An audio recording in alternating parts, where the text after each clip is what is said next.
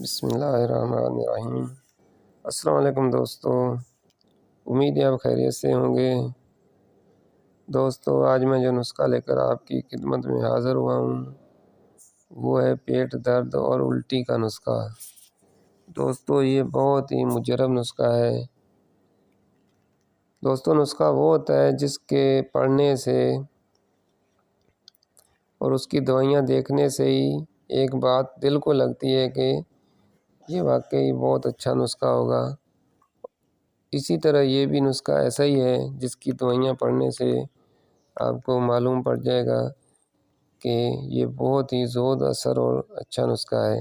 لیکن دوستو بات شروع کرنے سے پہلے ہماری چھوٹی سی ریکویسٹ ہے، اگر آپ میرے اس چینل طلسمی ٹوٹکے کو پسند کرتے ہو تو پلیز دوستو ہماری حوصلہ افزائی کے لیے، ہمارا دل رکھنے کے لیے آپ میرے چینل طلسمی ٹوٹکے کو سبسکرائب کر لیں تاکہ ہم جیسے نئے لوگوں کی حوصلہ افزائی ہوتی رہے۔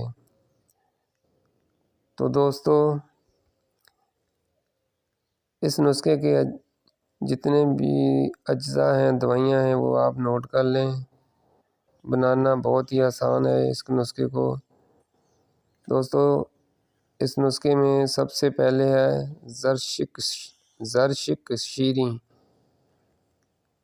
اور دوسری دوائی ہے گلاب کی پتیاں، تیسری دوا ہے پودینے کی پتیاں، چوتھی دوا ہے املی، پانچویں دوا ہے ہڑیڑ، چھٹی بہیڑے اور ساتویں آملہ۔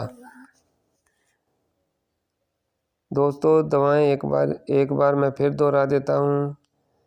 زرشک شیریں، گلاب کی پتیاں، پودینے کی پتیاں، املی، ہڑیڑ، بہیڑے، آملہ۔ دوستو یہ 7 چیزیں ہیں۔ یہ 7 چیزیں آپ نے 50 گرام لے لینی ہیں اور تقریباً 2.5 کلو پانی میں اس کو خوب ابالنا ہے۔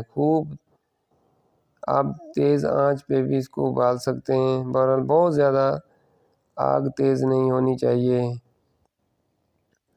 اس سے دوا کا جوہر اڑ جاتا ہے۔ دوستو جب آپ اندازہ کریں کہ آپ کا 2.5 کلو پانی 1.5 کلو رہ گیا ہے تو اس کو اتار لیں۔ اس میں سے جتنی بھی دوائیاں ہیں ان میں سے پانی کو نچوڑ لیں اور ان کا جو بھی فضلہ سا ہے وہ باہر نکال کر پھینک دیں۔ اگر آپ کے پاس کوئی جانور وغیرہ ہیں جیسے بھینس بکری وغیرہ تو اس کو کھلا دیں۔